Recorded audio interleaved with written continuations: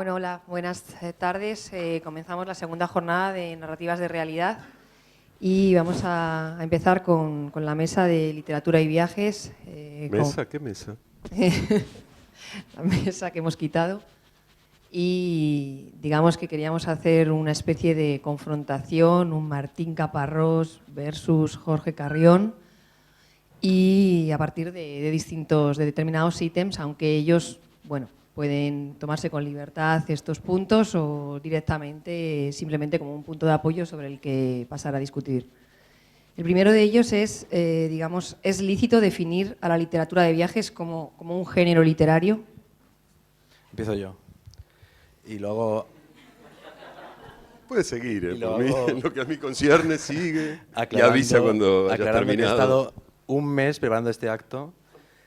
Pensaba que la estrategia retórica que iba a seguir era posicionarme por debajo de Martín Caparrós como un alumno, ¿no? Y llamarle maestro Caparrós, etc. Y después tenía otras ideas así también un poco irónico-agresivas, pero todas partían del hecho que había una mesa separándonos. No sé si habéis notado que ha llegado y ha empezado a hacer así, mostrando su poder físico y la cercanía, de modo que descarto todas las estrategias y charlemos con naturalidad. Con naturalidad. Si alguna vez hubieras tenido semejante cosa, Carrión. Yo en realidad mi sorpresa es porque cuando me invitaron a este acto me mandaron para que entendiera más o menos cómo iba a ser la situación aquella foto que ahora veo y veo que solamente ha quedado la foto. Entonces estoy muy decepcionado. La de los chicos judíos. No, bueno, la foto que veo en la pared, eso fue lo que me mandaron, me dijeron si quería participar de algo así con el señor Carrión, dije, bueno, si el público paga por esto, ¿por qué no? Uno se debe a su público. Lamentablemente, como es gratuito, Por eso no nos debemos a nadie. ni mesa, ni cama, ni nada. Nada. La pregunta de María era sobre si la literatura de viajes es un género, y yo creo que tu obra ejemplifica que sí, ¿no? Porque tu obra es muy tradicional, nada experimental, se ajusta perfectamente a el típico libro de viajes. Pienso, por ejemplo, en Larga Distancia o en Contra el Cambio. ¿Acá empezaron los golpes? Yo sigo mirando aquella foto. Que es una foto de viaje. Sí, debe haber habido algún viaje ahí. Yo suelo pensar que no me gusta la idea de hablar de libros de viajes, literatura de viajes, incluso crónica de viajes. Me parece que el viaje es algo incidental dentro de un relato. Quiero decir, obviamente uno puede empezar por decir que cualquier relato es un viaje, como se ha dicho tanto, o que todo lo contrario. Y me parece que esa especie de particularización que supone la idea de que contar un viaje o incluir un viaje dentro de un relato, o relatar algo que sucede dentro de un viaje, o contar algo que se sitúa en el punto de destino de un viaje o lo que sea, eso crearía un género distinto. A mí me parece que no. Digo, me parece que si vamos a empezar a generizar hasta ese punto, bueno, entonces hay 624.348 géneros y entonces los géneros son como el mapa de China que decía Borges, quiero decir, hay un género para cada texto, poco más o menos. Me parece, yo no estoy...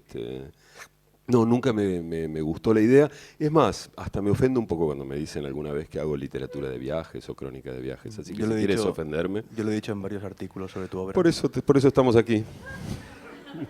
A mí me parece que siempre se invoca el tópico de la Odisea, ¿no? Para hablar de estas cuestiones.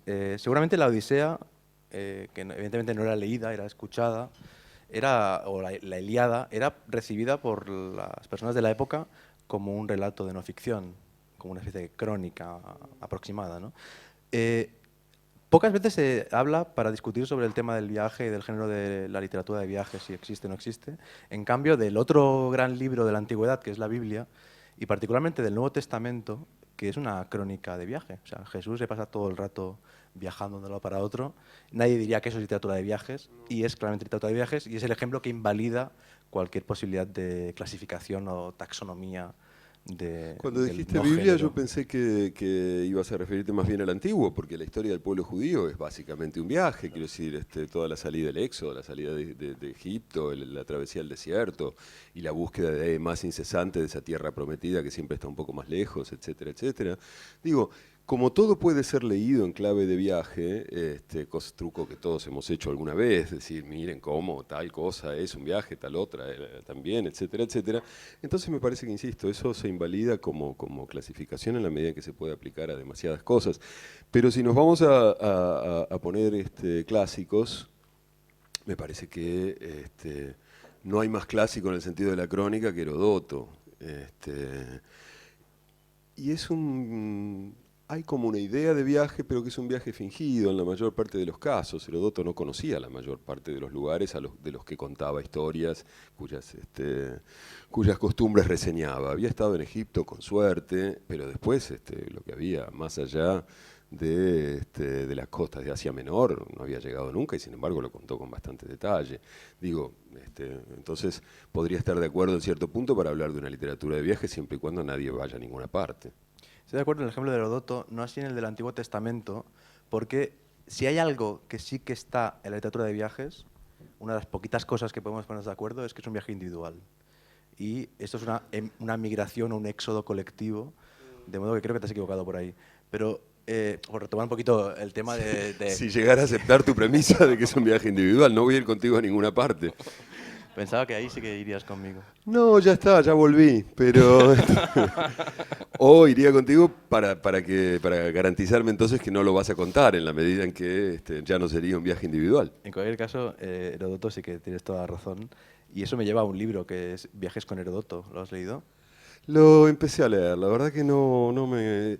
Yo creo que nos van a preguntar sobre el viejo verde polaco, Kapuczynski. No sé si vale la pena adelantarse a esa pregunta. Es la única que sé que nos van a hacer, entonces deberíamos aprovechar este conocimiento. Pero yo te digo que empecé a respetar a este señor el día que me contó que estaba trabajando porque quería escribir algo sobre Herodoto. Después el resultado me pareció que era menor que mis expectativas, como casi siempre en la vida, ese es el grave problema de mi vida. Pero me pareció, así como me impresionó, que quisiera escribir sobre Herodoto, porque me parece que es como, para mí es el gran escritor de la antigüedad, a mí me fascina Herodoto, y me parece que Herodoto tiene algo que decir en esa polémica que Kapuczynski, o que la figura de Kapuczynski suscitó, y sobre la que quizás nos pregunten, quizás no voy a decir nada más. Que nos pregunte María. Pero quizás se quedó con lo de la literatura de viajes un poco insatisfecha. No, porque no pasamos de Herodoto, que es siglo VI a.C., nos faltaron unos 27 siglos. Pues dale. ¿Tienes tiempo? Bueno, tenemos una hora, o sea que si queréis por ahí... 27 siglos en una vez, eso no es literatura de viajes, es dibujos animados. Si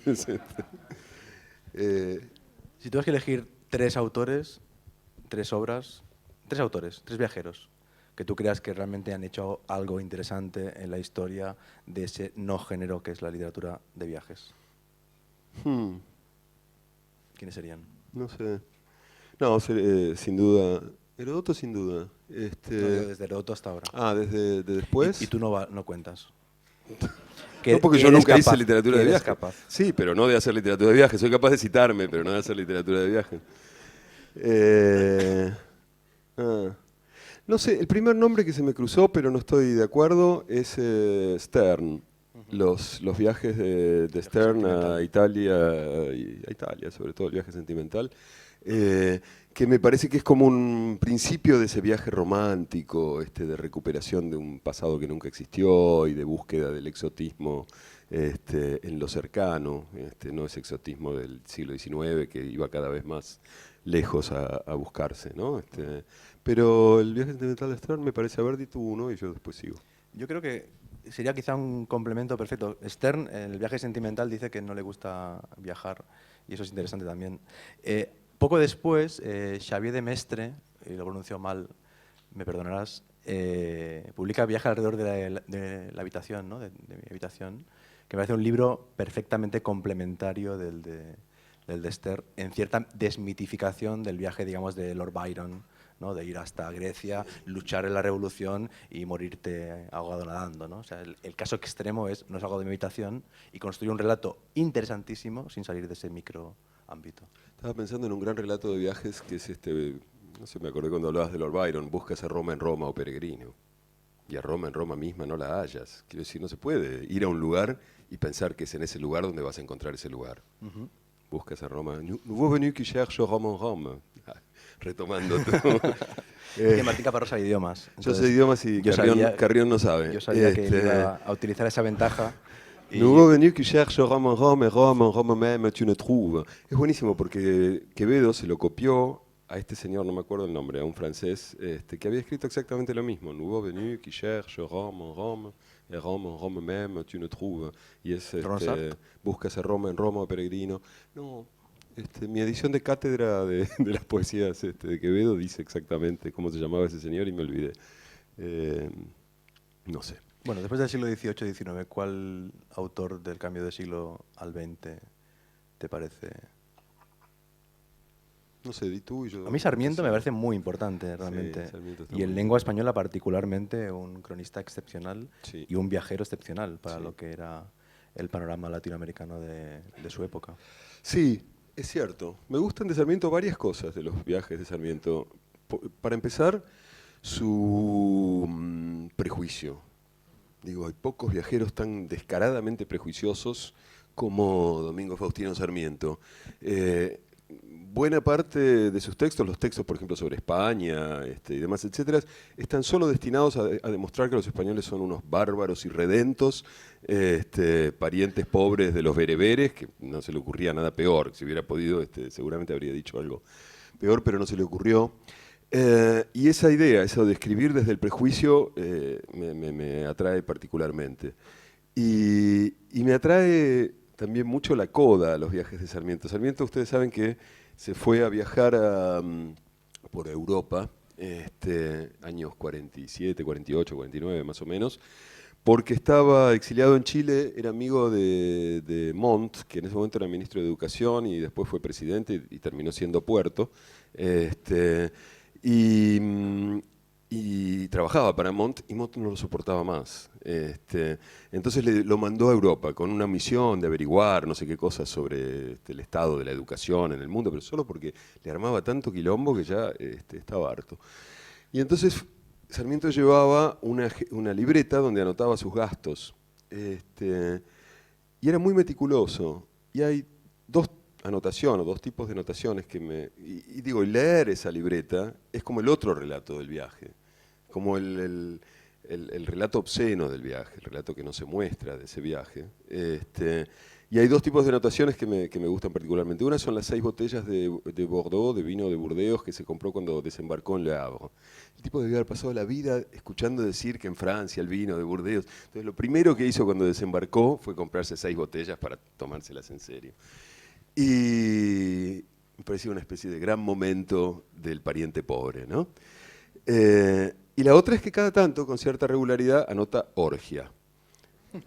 Unos dineros que se gastan en prostíbulos que, por supuesto, tienen que quedar consignados para que su amigo Montt sepa que de vez en cuando montaba a caballo. Hay un montón de temas súper interesantes de la historia del viaje. Uno es el del viaje como progresión social y como construcción de una identidad prestigiosa, ¿no? Tú vienes de una subjetividad pobre, humilde, y de pronto para acceder a un yo de lujo te financias un viaje. Eso se vincula, evidentemente, con el Grand Tour, ¿no? Y en el Grand Tour, que era un viaje realmente muy aburrido, porque tú ibas financiado por tus padres, llevabas un tutor de viaje, tenías que escribir una carta diaria a tu familia contando lo que habías hecho. ¿En serio te hicieron hacer eso? Pero qué no, desalmados. yo vengo de una familia humilde. Uy, empezamos. No me pudieron mandar a un colegio Saquen los pañuelos, saquen los pañuelos. No pude ir a la Sorbonne, esas cosas. Decía... Tú sabes por qué le dicen Sorbona, ¿no? Yeah. Decía que el único... Bueno, hacían esgrima, dibujo, aritmética, etc. Y el único momento interesante del viaje era ese, ¿no? Que no iban con el tutor a los burdeles, sino con el cicerone local, ¿no? Pero yo quería ir a otro punto de lo que has comentado, que es muy interesante también, que es el tema de la incorrección, ¿no? Es decir, ¿en qué momento los viajeros ya no pueden ser incorrectos, políticamente incorrectos, ¿no? Lo difícil que es escribir ahora de viajes, justamente porque tenemos que ser justos, no podemos discriminar no podemos utilizar adjetivos, ¿no? O sea, qué difícil es cuando estás escribiendo y ves a una persona de raza negra, nombrarla. Es complicadísimo. Complicadísimo. Lo que no tiene nombre, sí, sí. Bueno, eso les pasa más a los anglosajones, ¿no? No tiene nada que ver con el viaje, pero recuerdo haber visto notas enteras en el New York Times donde uno tenía que inferir que la persona de la que hablaban era negra porque todo el problema era que había sido discriminada por negra, pero no decían que era negra porque quedaba mal. Entonces era imposible, no sé, era muy difícil entender de qué estaban hablando. Pero es cierto, es interesante lo que dices. ¿Cuándo será que empezó? Porque hasta, qué sé yo, hasta Lawrence, No. y demás, se podía decir que los árabes eran Sí, brutos. sí, es bastante reciente, pero además tiene que ver también con la mujer. Complicadísimo nombrar una aventura amoroso, sentimental, sin ofender a...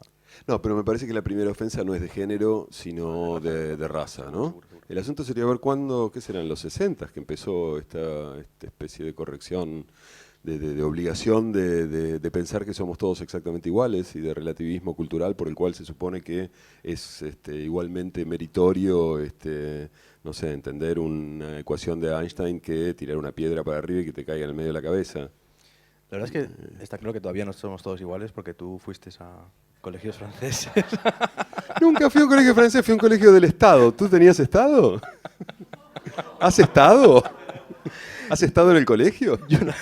Yo nací cuando murió Franco. Yo nací en una ribera. Eso es bastante traumático y me parece de mala educación que saques esos traumas que conoces. El francés se te da bien, la canción no tanto. Hay un tema vinculado con lo que comentabas antes, que es el de... ¿No puedes seguir hablando con una buena música de fondo? Claro que sí. Que es el tema de digamos, la esquizofrenia del viaje, ¿no? Es decir, cuando, vinculado con lo de Sarmiento, con que evidentemente las orgías no aparecen en su relato, pero sí en su hoja de dispendios, ¿no? Hay un ejemplo, y a mí me parece un gran autor en esta especie de genealogía que estamos trazando, que ayer lo comenté, lo cité, Joseph Roth. Ayer cité Crónicas berlinesas, me parece un libro extraordinario de crónicas, pero tiene otro libro que recomiendo mucho, que es su viaje a Rusia. ¿Es Roth el de la marcha Radetzky, eso o no? El novelista, Sí, el alcohólico. Marcha Sí. Radetzky. Era un mira. gran sabía cronista. que tenía libros, Sí. En su época era el mejor periodista de Alemania, el que mejor cobraba, el que tenía más prestigio. Y lo envían a Rusia, a hacer unas crónicas, y escribe un libro precioso, que es Viaje a Rusia, que recomiendo muchísimo, de crónicas perfectas, pero se acaba de publicar en español junto con el diario de viaje. Y en el diario él odia Rusia, odia estar ahí, echa de menos a su novia que está en Alemania, etcétera, ¿no? Eso, la antropología es también un clásico, ¿no? Mayakovsky, etcétera, ¿no? Esa especie como de esquizofrenia. Y eso supongo que también lo habrás experimentado. Es muy propio de los que a veces viajamos por trabajo o tenemos que escribir un texto periodístico por encargo. Sí. Y en cambio te preguntas, ¿qué coño hago yo aquí? ¿No? Sí, me acuerdo con mucha precisión un domingo a la tarde en un hotel de Pointe-à-Pitre, no de Pointe-à-Pitre, no, de Port-au-Prince, de Haití. Atrévete. No es con mímica, es con sonido. Esto es pura radio. No, sí, pero me habían robado nada. Bueno, no importa. ¿Quién le importa? De ninguna manera. Deseando escuchar la anécdota. No, en realidad están todos ahora preguntándose qué coño hacen aquí, retomando tú.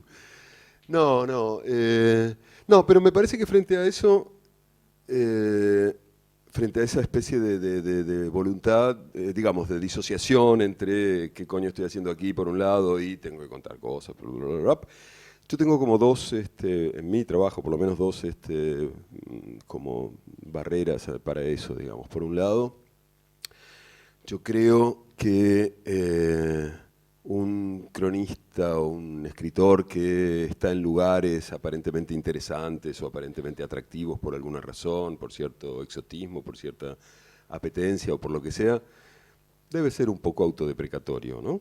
Eso es una parte que vas a aprender con el tiempo. Y tratar de incluir en su relato el hecho de que la está pasando un poco mal. Porque no hay nada peor para la empatía del lector que leer lo maravilloso que estás, el maravilloso momento que estás atravesando porque fuiste al medio del Amazonas. No, en el Amazonas hace calor, hay mosquitos, todo es pegajoso, los negros te miran mal, nunca sabes cuándo vas a llegar, la hamaca del barco se cae un poco escora hacia el lado izquierdo. Estás sufriendo un poco. No mucho porque es aburridísimo, pero lo suficiente como para no suscitar el mal humor airado del lector que dice a mí que me importa lo bien que le está pasando el tipo ¿no? Entonces, por un lado, ahí eso ayuda contra el doble estándar de que hablabas con Roth. Y por otro lado, en ese sentido, también, y en el sentido de la corrección y demás, ser argentino siempre ayuda, ¿no? Digo, porque como es tan parecido a no ser nada, no hay ningún lugar previo desde el que estás mirando. Digo, un americano, un inglés, un francés, un alemán supongo también, tienen que jugar ahora cierta corrección política porque están contando desde la culpa de su historia imperial, desde la culpa de su lugar preeminente todavía, desde la culpa de su riqueza, desde una cantidad de culpas tan grandes que no tienen más remedio que decir que el que tira la piedra para arriba y le cae encima de la cabeza es mucho mejor que Shakespeare. En cambio me parece que, no sé qué pasa con los españoles, porque son una mezcla rara, ya me dirás. Y más... Yo soy catalán. ¿Catalán qué quiere decir? Es un... Me suena mucho, pero no termino de saber qué significa. Ya me lo explicarás después cuando tengas tiempo. No, digo, en cambio, un argentino está tan en el medio de ninguna parte culturalmente, tiene tan poca tradición de la mirada, salvo estos intentos que uno hace de vez en cuando, con Sarmiento, con Mansilla, con Cané, pero que no marcan la forma de mirar de un argentino del siglo XXI o XX, que entonces no es tan imperativa esa obligación de mantenerse como circunspecto y correcto, ¿no? Eso lo dices casi textualmente en uno de los textos de larga distancia del año 1992. No, ha evolucionado tu reflexión al respecto. No he evolucionado, me olvidé de las mejores frases de esa parte. Pero en cambio, en Contra el Cambio, hay un momento en que te sientes, quizás por el romanticismo del viaje, ¿no? O la excitación del viaje, te sientes más o menos cercano. Después haces un giro irónico para distanciarte de los españoles y portugueses que dieron la vuelta al mundo. De algún modo, esa creo que es... ¿Sí? ¿Qué, en Filipinas será? Porque ahí hubo como un momento Magallanes. Puede ser que sea sí, en creo Filipinas, que es sobre Magallanes. Magallanes Sí, murió en Filipinas, así que es probable, pero no me acuerdo. Sí. O sea, que de algún modo hay también como un flirteo, ¿no? Es decir, cuando uno se siente parte o no de cierta tradición de personas que viajaron y escribieron, quiere por un lado distanciarse de ellas, ¿no? Y por otro lado sentirse partícipe de esa especie de corriente. Me gustó comparar esos dos momentos de ambos. Tú, por ejemplo, cuando estabas aquí escribías sobre tu viaje a la Boca. Yo no escribí aquí sobre la Boca, la verdad. Cuando estuve aquí viviendo en la Boca, en ningún momento escribí sobre la Boca, vivía en la Boca y estudiaba alemán. Fue después cuando me fui a Barcelona. ¿Y podías pagar los estudios de alemán? En el Goethe Institut, claro. ¿Ah, sí? Sí. Ah, es caro eso. Sí, pero afortunadamente ocurrió una crisis económica en Argentina y con lo que me costaba el curso en Barcelona, podía pagarme estar aquí, ir al curso de alemán, vivir de lujo en un conventillo de la Boca y de vez en cuando ponía orgía en mi lista de gastos. Pobres pero conchudos, dicen en mi barrio. Ya. No, pero hay un tema también vinculado con lo que comentabas, claro. Tú hablas desde un lugar privilegiado realmente en el mundo del periodismo en lengua castellana hoy día, que es que cuando llaman a Martín Caparrós para escribir una crónica de viaje, un cosa que no sucede nunca. De viaje, puede ser Martín Caparrós siempre, ¿no? Yo tengo en cambio momentos en que puedo ser yo, ¿no? Por ejemplo en mis libros, pero en cambio cuando me llaman revistas de viajes como National Geographic Viajes, no quieren que sea yo. Y es muy interesante porque yo creo que en el no género del texto de viaje la evolución se ha dado gracias a, digamos, el emprendimiento personal y a la pasión personal literaria, a la ambición del cronista, en casos como Josep Roth, Josep Pla, tu caso, Alma Guillermo Prieto, Bruce Chatwin, Kapuscinski, quien sea, pero que en cambio las revistas de viajes, como están vinculadas con la inercia del turismo, retroceden constantemente. Yo estaba en Egipto el año pasado y National Geographic Viajes de España se enteró y me encargó un reportaje. Estuve en el Cairo investigando lugares particularmente interesantes, cafés, zocos, etc. Y escribí una crónica, un reportaje bastante original, porque hubo una investigación de campo, y descubrí lugares bonitos, digamos, para un turista que quisiera visitar el Cairo. Me lo tacharon todo. Me dijeron, no, te has olvidado tal café, que es el famoso, te has olvidado tal cosa, que es la típica.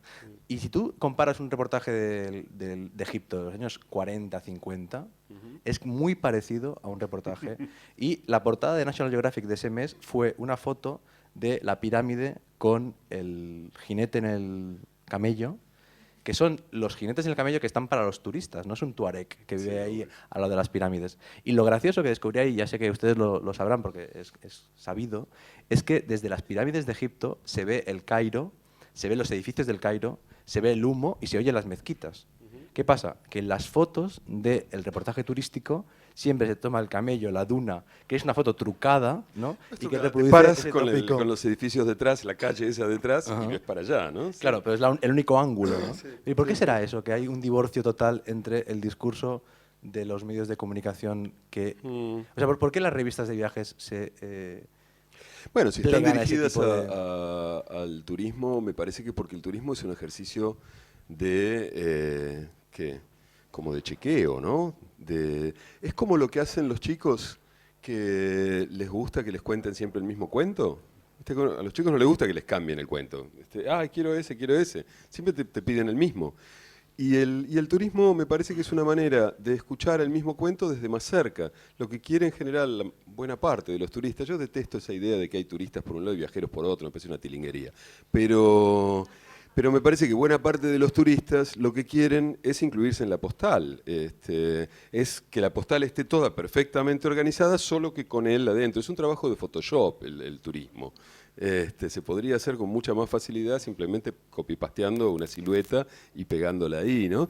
Me parece que es eso lo que está en la base, que muchas personas quieren ir a confirmar aquello a decir, bueno, yo ahora ya formo parte de esto que he escuchado desde hace 40 años. Yo sé que en Egipto las pirámides, ahora yo formo parte de esa imagen, de ese lugar común, ¿no? O sea, prima el reconocimiento por encima del la voluntad de conocimiento. Sí, yo creo que sí, que es básicamente eso. Yo estuve el año pasado en el Cairo también en junio y yo hacía unos trabajos, bueno, tú sabes, para Naciones Unidas que consistían básicamente en esperar. Era un émulo pobre de Zama, el personaje de una de las grandes novelas argentinas del siglo XIX, del siglo XX, de Antonio Di Benedetto, Zama. Esperaba, uno va a los lugares, está una semana y en 5 horas en algún momento trabaja, lo cual era un buen trabajo. Y lo que pasaba en ese momento, porque además los lugares en los que había que esperar en general eran interesantes, lo que pasaba en ese momento era que estaba por empezar el Mundial de Fútbol. Entonces, buena parte de mi trabajo, y me acordé porque tú hablabas de cafés, era ver cuál sería el café en el que iba a poder ver el primer partido de Argentina con mayor qué sé yo, interés, emoción o lo que fuera. Estuve sampleando cafés con televisión porque tienen esta deriva tradicionalista en el Cairo, que hay muchos cafés que no tienen televisión. Es mucho más fácil encontrar en un café una pipa de agua que una televisión. Yo quería las dos cosas. Y bueno, al final encontré uno y de ahí salió una correspondencia que tuvimos, que ese es otro género totalmente fuera de lugar, ese sí que es un género, me parece, y está totalmente fuera de registro.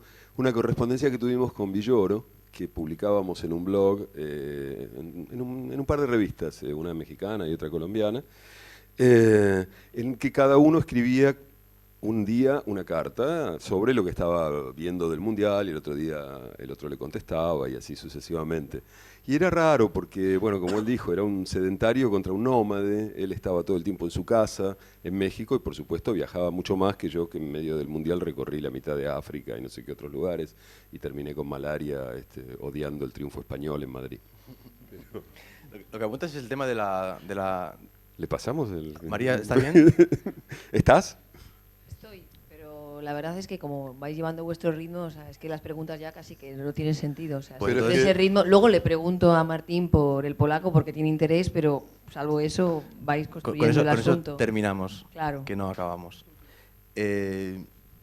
Me hacía pensar eso que comentabas en el tema de la dislocación, que es muy interesante, porque supuestamente otra de las no características o de las características imposibles de un relato de viaje sería la unidad tradicional, ¿no? Un relato de viaje más o menos clásico de tener una unidad de tiempo y una unidad de espacio, ¿no? Un viaje empieza aquí, acaba aquí y ocurre en un itinerario determinado.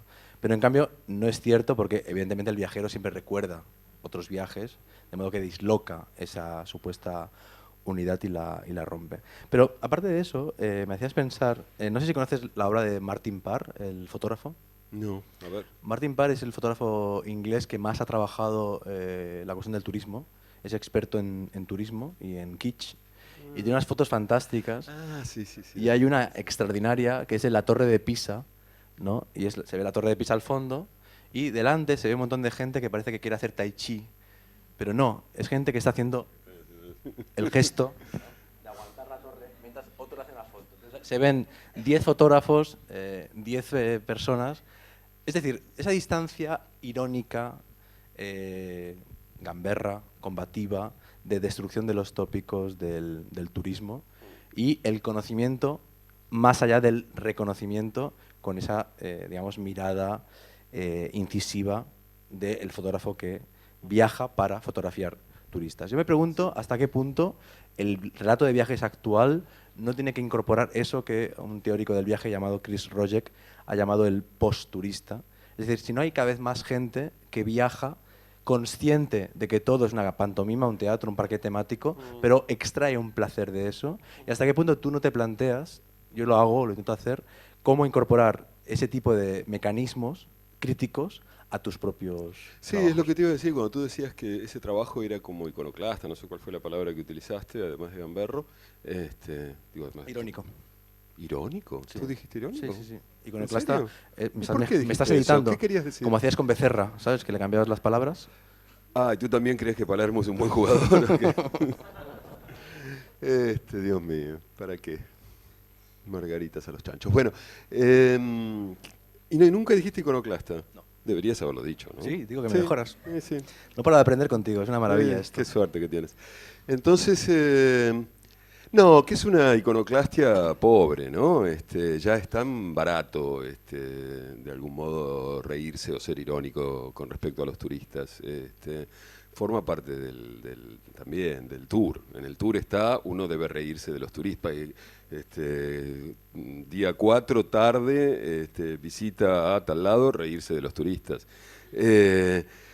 Por eso decía antes, me parece como una distinción como insostenible ya a esta altura, que si el turista, que si el viajero, que no sé qué. Esto que tú dices del posturista no lo he leído, pero me parecería interesante. Digo, yo, por ejemplo, hace un par de meses estuve 3 semanas en Corea, 3 o 4 semanas. Tuve una rara invitación del Ministerio de Relaciones Exteriores coreano, porque Corea es un país muy raro, es un país que hace 50 años era uno de los 5 más pobres del mundo y que ahora es el 12º más rico del mundo. Es una especie de historia de éxito inverosímil, que tiene el problema de que nadie la conoce. Entonces ellos quieren que, ya que les fue tan bien, quieren que todos lo sepamos.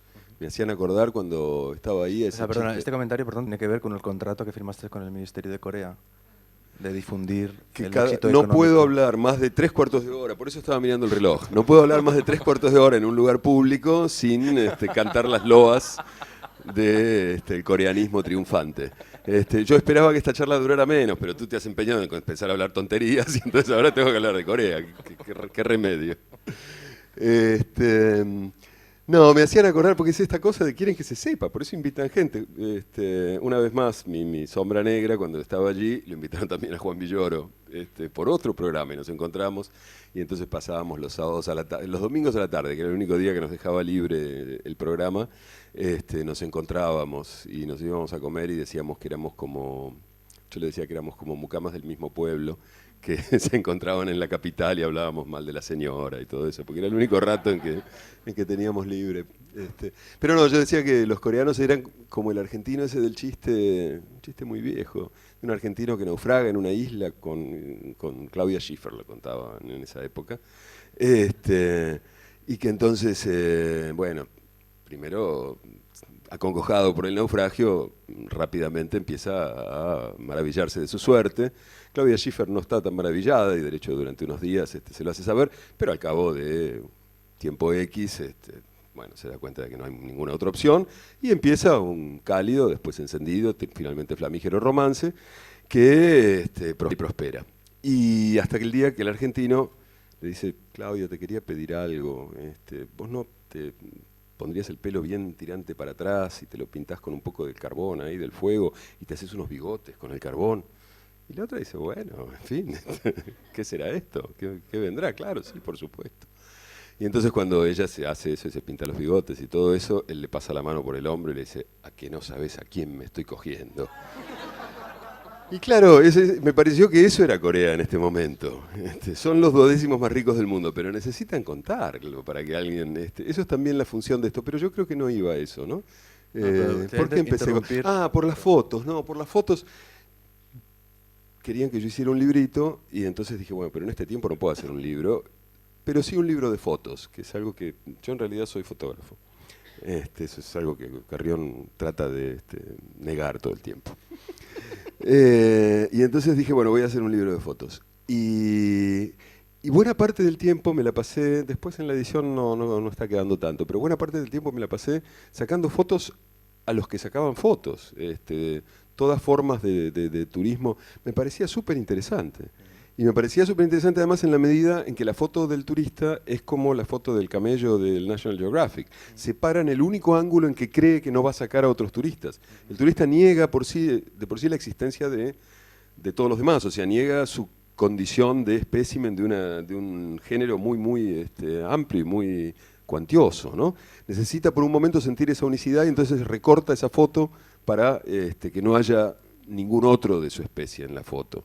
A mí me interesaba mucho eso, mirar, porque además es un fenómeno interesantísimo, digo, en este momento. Totalmente, ¿no? o sea, en el fondo es el viaje dentro del viaje, o esa fórmula casi cervantina, ¿no? Del relato dentro del relato, pero llevado a otro contexto. Yo no conocía este viaje tuyo a Corea, pero me parece que es la reactualización de un tipo de viaje propio de lo contemporáneo, que no existe en la época del Grand Tour. Como saben, el Grand Tour decae al final del siglo XIX, justamente cuando la burguesía se expande y ya se puede pagar cualquiera un viaje, ya no hace falta ser un aristócrata para estar un año viajando por Europa. Y entonces nace el viaje más burgués, clase media, masivo, que después será el viaje de masas después de la Segunda Guerra Mundial. Pero antes nace este otro tipo de viaje, que es el viaje a la revolución, ¿no? Es decir, la Unión Soviética primero, después Cuba, etcétera, pagan un viaje a escritores para que cuenten los triunfos de la revolución, etcétera, y es muy complicado porque si el escritor es un poco inteligente es muy difícil que se crea el discurso oficial. Es el ¿no? drama de André Gide.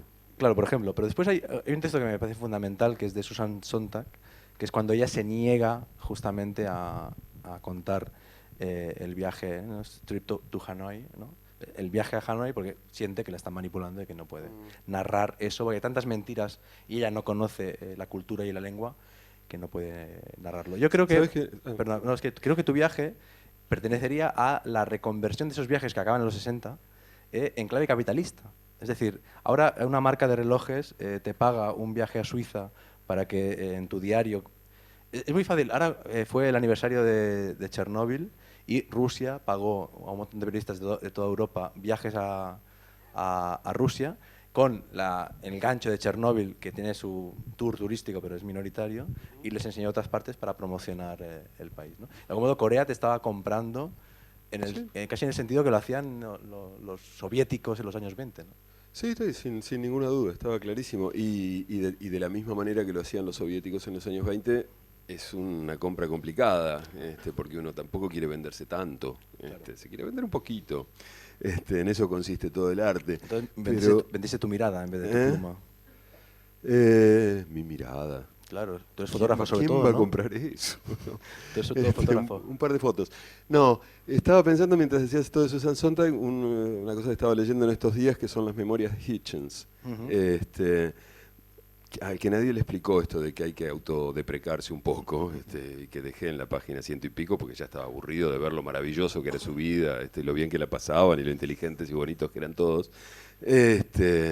Pero que cuenta, antes de esa página, cuenta su viaje a Cuba, en también 66, 67, por ahí, y cómo se le complicó, cómo el choque con la realidad hacía que ese relato siempre fuera imposible, cómo hay relatos de viajes que están mucho mejor, que tienen muchas más posibilidades de ser contados tal como uno los desea, cuando no va al lugar que quiere contar, ¿no? Totalmente. Juan Goytisolo va a Cuba, no ve lo que está pasando, escribe un libro de viajes que es el peor de Juan Goytisolo porque se lo creyó, después evidentemente se retractó, y en cambio Jorge Edwards va al poco tiempo y escribe Persona non grata, que es el primer libro que denuncia los crímenes Sí, cubanos. veo que estáis confraternizando, entonces voy a intentar lanzar los últimos puntos, ¿no?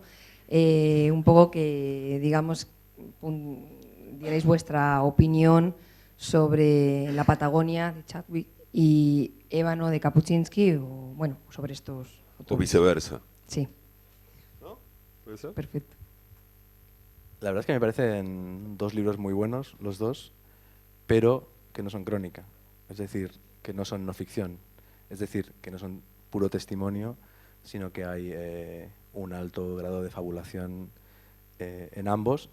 Lo que pasa es que funcionan como artefactos narrativos, creo, los dos perfectamente y te convencen con la verdad interna del propio artefacto, pero después, evidentemente, llegan los biógrafos aguafiestas, investigan la ruta y la vida real de Kapuscinski en África y de Chatwin en la Patagonia y empiezan a encontrar todo tipo de incoherencias internas, ¿no?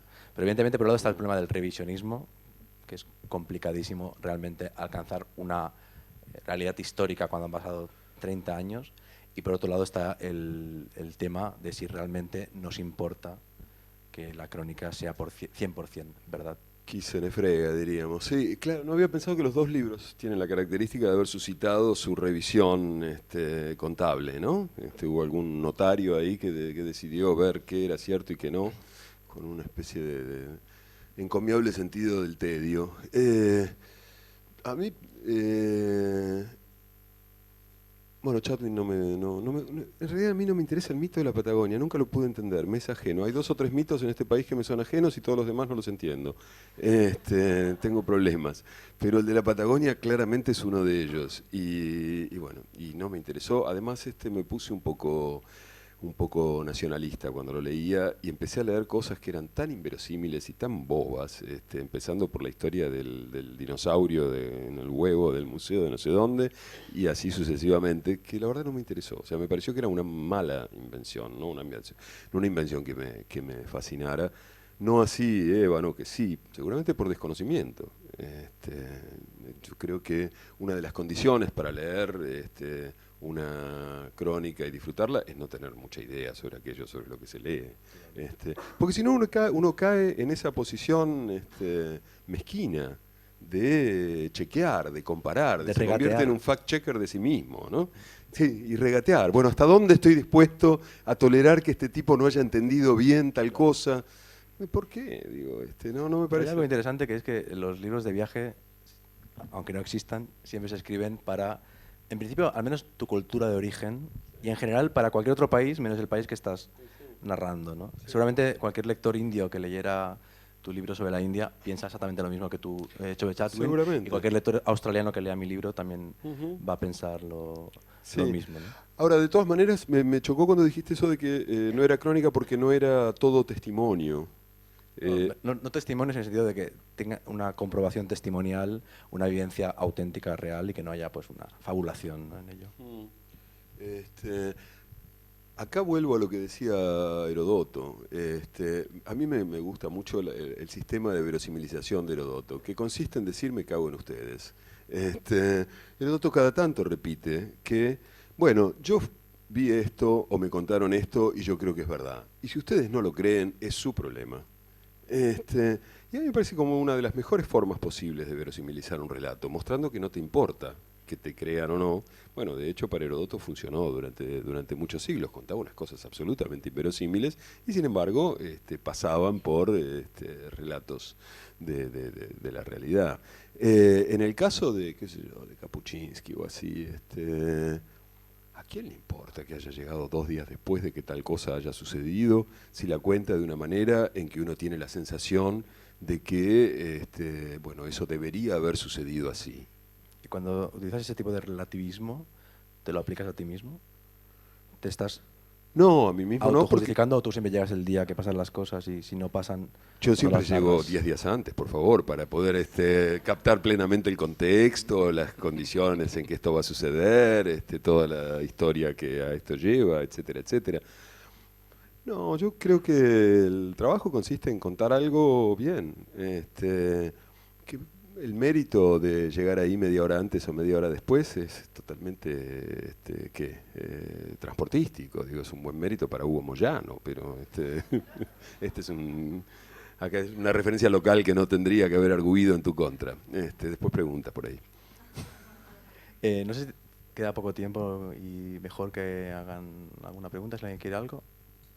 Y si no, lo Sí, dejamos. justo iba un poco a pasar al público si alguien quiere hacer alguna pregunta.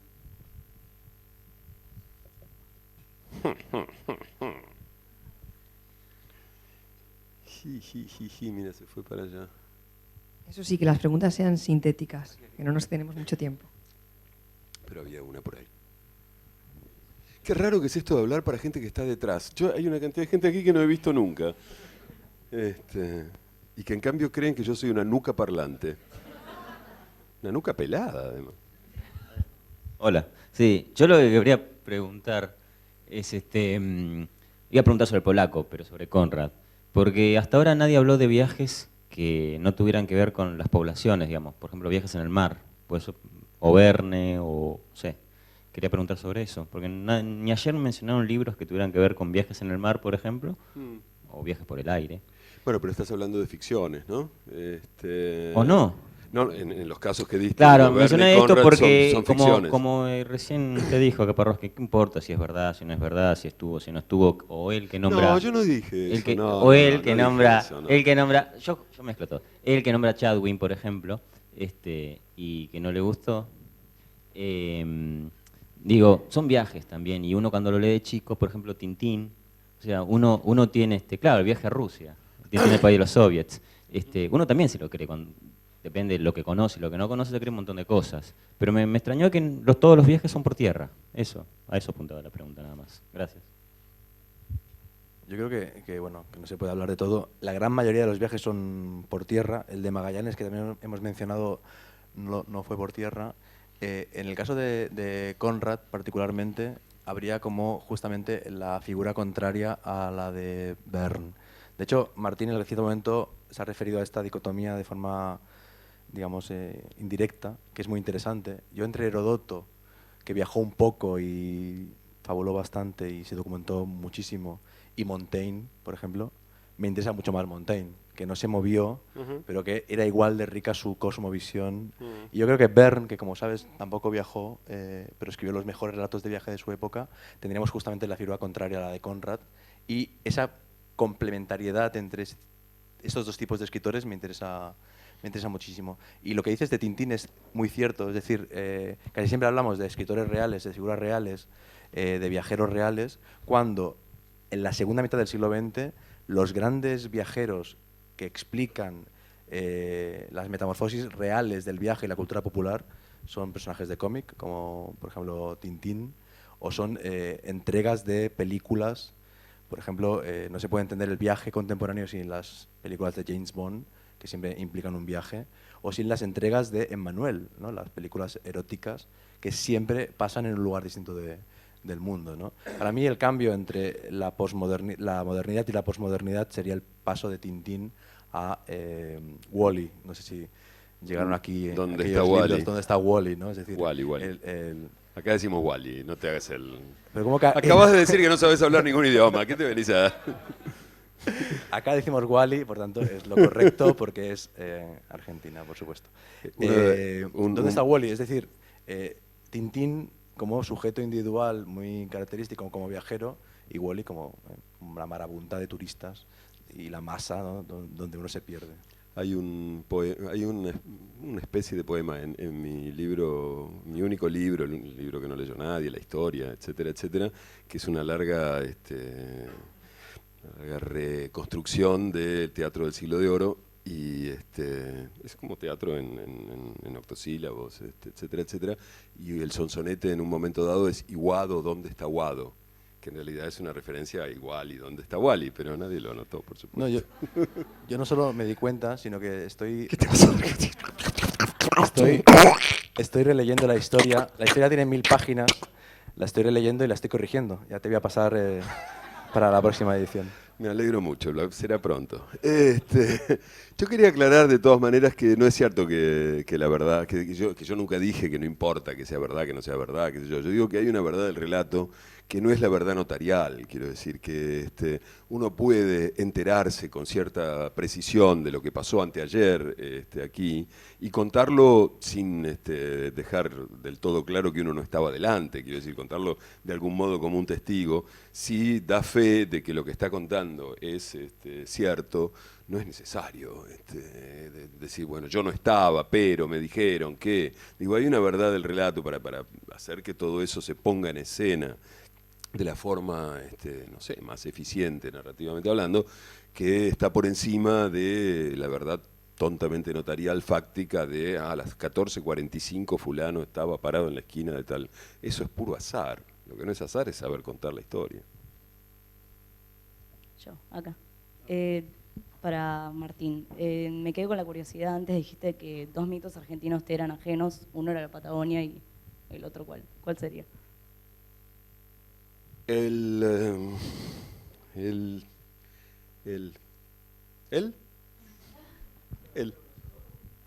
¿Nadie sabe lo que es él? Parece que no tuvieron tanto éxito entonces en la construcción del mito. Él.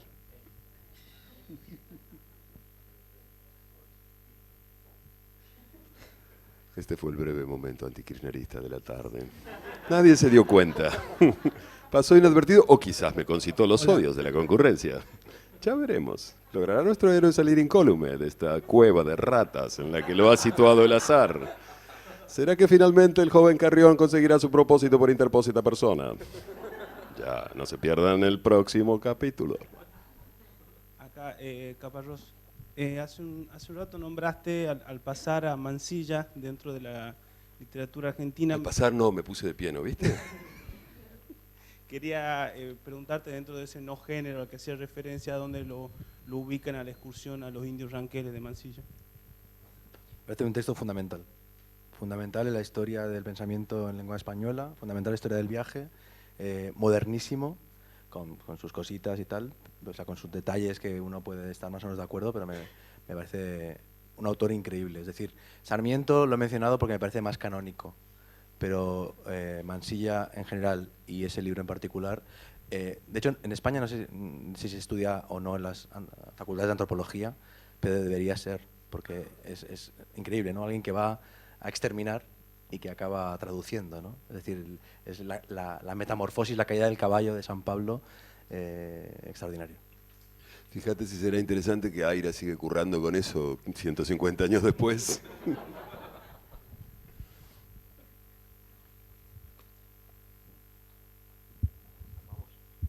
Sí, yo creo que si ya no hay más preguntas, pues os despedís y acabamos. Sobreviviste, Carrión.